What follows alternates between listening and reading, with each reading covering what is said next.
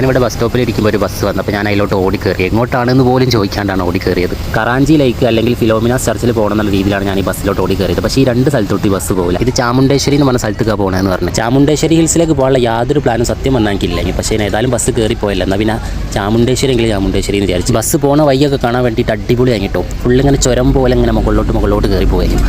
താഴോട്ടേക്ക് നമുക്ക് നോക്കിയാൽ മൈസൂർ സിറ്റി മൊത്തമായിട്ട് കാണാം. സത്യം പറഞ്ഞാൽ ഇവിടെ ബസ് ഇറങ്ങിയാലോ എന്ന് വരെ ഞാൻ ചിന്തിച്ചു. പിന്നെ ചുരല്ലേ, അങ്ങനെ വേറെ വണ്ടികളൊന്നും അങ്ങനെ വരാൻ സാധ്യതയില്ല. പിന്നെ പൊരി വെയിലാണ്. ഇവിടെ ഇറങ്ങിയിട്ടെങ്ങാനും ബസ്സോ അല്ലെങ്കിൽ വേറെ വണ്ടിയൊന്നും കിട്ടിയില്ലെങ്കിലും മൊത്തത്തിൽ കുടുങ്ങും.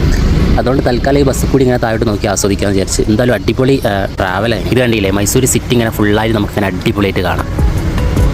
ഇവിടെ നിന്നാൽ നമുക്ക് അടിപൊളിയായിട്ട് മൈസൂർ കാണാം. മൈസൂർ സിറ്റി ഫുള്ള് ഇവിടുന്ന് കാണാം. അതിൻ്റെ ടോപ്പിൽ നോക്ക്, രണ്ടുപേര് അങ്ങോട്ട് അങ്ങനെ പോലെന്ന് പറഞ്ഞാൽ അങ്ങോട്ട് പോയി. അതിൽ കണ്ടോ വണ്ടികൾ പോകുന്നത് സൂക്ഷിച്ച് നോക്കിയാൽ കാണാം. വിമാനത്തിലൊക്കെ നമ്മൾ പോകുമ്പോൾ താഴോട്ട് നോക്കുമ്പോഴാണ് ഒരു ഫീലില്ലേ, ആ സെയിം ഫീലാണ്. ഇതിലങ്ങനെ കയറിപ്പോയാൽ നേരത്തെ കണ്ട് പാറൻ്റെ മുകളിലെത്താട്ടോ. നടക്കാൻ വയ്യ, അപ്പോൾ ശ്വാസം മുട്ടിച്ചാവും. അയ്യോ, ആ പാറൻ്റെ അങ്ങോട്ട് നടക്കാനുള്ള ധൈര്യം എനിക്കില്ല. ഇവിടുന്ന് വീണാൽ പിന്നെ പാറൻ്റെ ഇടയിലേക്കേ വീഴുള്ളൂ.